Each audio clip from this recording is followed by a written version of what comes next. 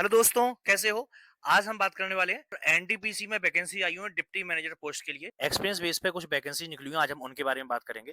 तो experience base पे direct ई4 grade pay vacancy निकली हुई है। ई4 मतलब अगर एनटीपीसी डायरेक्ट रिक्रूटमेंट करता है तो वो ई1 ग्रेड पे करता है और ई1 से आपको ई2 होने में आपको 1 साल का ट्रेनिंग पीरियड लगता है और फिर जब आप ई2 से ई3 जाते हैं तब आपको 4 साल लगता है।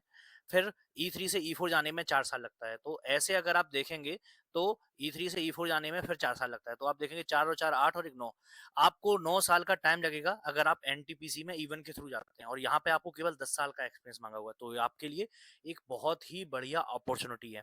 इस अपॉर्चुनिटी को आपको मिस नहीं करना है और ये डायरेक्ट आपको किसके लिए निकल रही है? ये आपको 3 ब्रांच में निकली हुई है, इलेक्ट्रिकल में, मैकेनिकल में और सी&आई ब्रांच के लिए निकली हुई है। ठीक है? तो आज हम इसी की बात करने वाले हैं। अगर हम इलेक्ट्रिकल ब्रांच की बात करें तो 40 पोस्ट हैं, ये बहुत ज़्यादा पोस्ट हैं, 40 पोस्ट बहुत ज़्यादा होती हैं। फिर 55 पोस्ट मैकेनिकल की हैं और 40 पोस्ट आपकी सी&आई की हैं। और ये एक्सपीरियंस किसका मांग रहे हैं? ऑपरेशन डिपार्टमेंट में एक्सपीरियंस हो, मेंटेनेंस में हो, कमीशनिंग में हो, इरेक्शन में हो, इंजीनियरिंग में हो, एनर्जी एफिशिएंसी में हो, प्रोजेक्ट मैनेजमेंट में हो, फील्ड क्वालिटी में हो और कॉम्बिनेशन हो। आपके पास में किसी भी फील्ड का अगर एक्सपीरियंस है पावर सेक्टर का, तो आप इन पोस्ट के लिए एप्लीकेबल हैं और 40 पोस्ट बहुत ज़्यादा होती हैं। 55 पोस्ट हैं, 40 पोस्ट हैं, बहुत ज़्यादा पोस्ट हैं। ठीक है? आपको 10 साल का एक्सपीरियंस माँगा गया है। फिर ये आगे ये बताते हैं कि आपका जो पे स्केल होना चाहिए वो 60,000 से लेकर के 1,80,000 के, अगर आप इस ग्रेड पे 2 साल का एक्सपीरियंस होना चाहिए इस ग्रेड पे, तब आप एप्लीकेबल होंगे, तब आप एलिजिबल होंगे इस पोस्ट के लिए। इन्होंने अपर एज लिमिट भी बताई हुई है। अपर एज लिमिट जो है वो आपकी 40 साल है, ठीक है?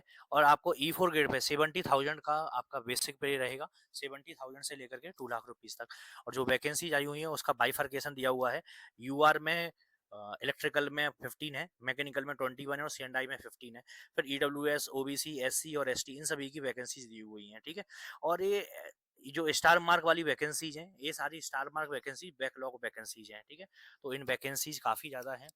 अब पीडब्ल्यूडी कैंडिडेट्स के लिए कुछ वैकेंसीज उन्होंने रिजर्व की हुई। उन्होंने बोला है कि मेडिकल एग्जामिनेशन एनटीपीसी खुद करवाएगा अपने मेडिकल बोर्ड में और ऑफिसर से और यही डिसीजन फाइनल होता है। नॉर्मली क्या ही प्रॉब्लम रहने वाली है, तो कलर ब्लाइंड के लिए मैक्सिमम प्रॉब्लम जो रहती है वो कलर ब्लाइंड के लिए रहती है।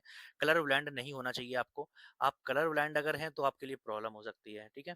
अब जो नॉर्मल कंडीशंस हैं, आपको इंडियन नेशनल होना चाहिए, किसी भी फुल टाइम यूनिवर्सिटी से आपके पास में क्वालिफिकेशन होना चाहिए और जो कंप्यूटेशन है, जो एज है, वो last date of receipt of online application है। जिस दिन ऑनलाइन एप्लीकेशन की लास्ट डेट है, उस पे आपके एडवर्टाइजमेंट जो मेंशन है, उस पे डिसाइड करेगी की जाएगी। फिर एससी/एसटीज़ के लिए बताया गया है, जो आपने कैटेगरीज़ एक बार ऑनलाइन फॉर्म में फिल कर दी, उसको बाद में बदला नहीं जा सकता है। फिर इन्होंने एज लिमिट के लिए भी थोड़ा रिलैक्सेशन दिया हुआ है। डिफरेंट डिफरेंट कैटेगरीज के लिए एससी/एसटीज़ के लिए 5 साल का दिया हुआ है, 3 साल का ओबीसीज के लिए और एनसीएल के ओबीसी में एनसीएल कैटेगरीज के लिए दिया हुआ है और 10 साल दिया हुआ है पीडब्ल्यूबीडी कैंडिडेट्स के लिए, जो पर्सन विद डिसेबिलिटी रहेंगे उनके लिए, और एक्स सर्विसमैन के लिए जैसा एज गवर्नमेंट की गाइडलाइंस होती है उस बेसिस पे दिया जाएगा। अब एससी/एसटी पीडब्ल्यूडी कैंडिडेट्स के लिए only pass marks are required किए जाएंगे, क्योंकि ये बैकलॉग वैकेंसी उनकी पहले से ही हैं। तो आप समझ सकते हैं कि एससी/एसटी कैटेगरीज के लिए कितना उन्होंने कंसेशन दिया हुआ है। अब इन्होंने एससी/एसटी कैंडिडेट्स के लिए एक और रिलैक्सेशन दिया हुआ है 2 साल के एक्सपीरियंस का। अगर नॉर्मल कैंडिडेट्स के 10 साल का एक्सपीरियंस मांगा जा रहा है, तो एससी/एसटी कैंडिडेट्स के लिए आपका 8 साल का भी एक्सपीरियंस काफी रहेगा। अब इन्होंने आगे दिया हुआ है, कंपनी के पास में राइट्स सारे रिजर्व हैं, जो आपकी रिक्वायरमेंट के हिसाब से वो वैकेंसी को कम भी कर सकती है और ज़्यादा भी कर सकती है। नॉर्मली वैकेंसी कम नहीं होती हैं, बढ़ ही जाती हैं। नॉर्मली की केस में बता रहा हूँ, लेकिन कभी आज तक ऐसा हुआ नहीं कि वैकेंसी कम कर दी गई हो। पोस्टिंग सैलरी एनी स्टेशन पे हो सकता है, प्रोजेक्ट पे हो सकता है, जेबी में होता है, सब्सिडरी में हो सकता है, कहीं भी आपकी पोस्टिंग की जा सकती है। और जब आप पोस्ट के लिए अप्लाई कर रहे हो, तो he or she fulfils the eligibility other norms. Eligibility के सारे नॉर्म्स आपको फुलफिल करना चाहिए। और अगर कोई भी प्रोसीडिंग्स अगर की जाती है, नेचर ऑफ क्लेम रहता है या डिस्प्यूट अराइज होता है, तो वो दिल्ली या कोर्ट या ट्रिब्यूनल या दिल्ली ही किया जाएगा, ठीक है? अब जो इम्पोर्टेंट चीज़ है उसके बारे में हम बात करते हैं, आपको अप्लाई कैसे करना है। अप्लाई में फीस क्या रहने वाली है। जनरल, ईडब्ल्यूएस और ओबीसी कैंडिडेट से ली जाएगी जो 500 रुपए होगी, और एससी, एसटी, पीडब्ल्यूडी कैटेगरीज से जो एक्स सर्विसमैन है उनके लिए और फीमेल कैंडिडेट्स के लिए स्पेशली कोई फीस नहीं मांगी गई है। आपके लिए आप ऑनलाइन मोड से भी कर सकते हैं, है ना? आपको ऑफलाइन मोड में भी कर सकते। अब फीस आपने एक बार पे कर दी तो आप रिफंड क्यों करेगी कंपनी? सीधी-सी बात है ना? आपका अगर एप्लीकेशन बाद में विथड्रॉ भी करना चाहते हैं तो आपकी फीस रिम्बर्स नहीं होगी। After applying online, candidate is required to download the application slip generated by the system. Unique application number generate किया जाएगा, उसको आपको बहुत ही अच्छे तरीके से रखना है। जो भी फ्यूचर रेफरेंस रहेगा वो उसी के रेफरेंस में रहेगा फिर आगे, ठीक है? अब कैंडिडेट्स को जो नेसेसरी डॉक्यूमेंट्स हैं अपना, एक तो जो डॉक्यूमेंट्स की लिस्ट है उन्होंने दी हुई है। एक 10th पासिंग सर्टिफिकेट या marksheet, PAN card, date of birth हो जिसमें, बीटेक की डिग्री की चाहिए रहेगी, इंजीनियरिंग की कंसोलिडेटेड मार्कशीट चाहिए रहेगी, सीजीपीए कन्वर्सेशन फार्मूला होना चाहिए, caste certificate, OBC NCL certificate, EWS है तो ईडब्ल्यूएस का जो भी आपका पास सर्टिफिकेट है वो मांगा जाएगा, डिसेबिलिटी सर्टिफिकेट मांगा जाएगा।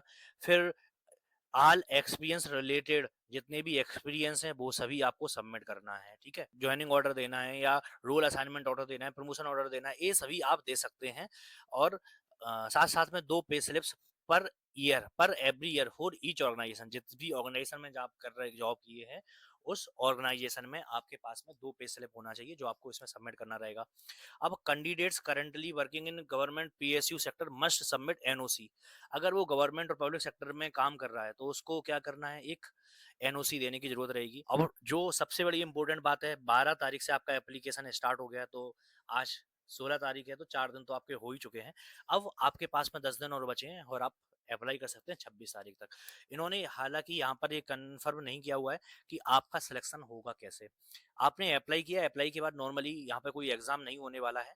आपका जो सिलेक्शन किया जाएगा वो मोस्ट प्रोबेबली इंटरव्यू बेसिस पे किया जाएगा, और आपका इंटरव्यू लिया जाएगा और वही फाइनल आपका राउंड होगा और उसी बेसिस पे आपका सिलेक्शन होगा।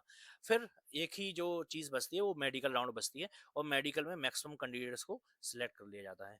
तो होप आपको ये वीडियो अच्छा लगा होगा। अगर आपको वीडियो अच्छा लगा है तो अपने दोस्तों के साथ शेयर कर दीजिए जिसको एक्सपीरियंस बेस्ड वैकेंसीज की बहुत ज़्यादा ज़रूरत है, और ऐसे ही और वीडियोज़ के लिए इस चैनल को सब्सक्राइब कर लीजिए। मिलते हैं नेक्स्ट वीडियो में।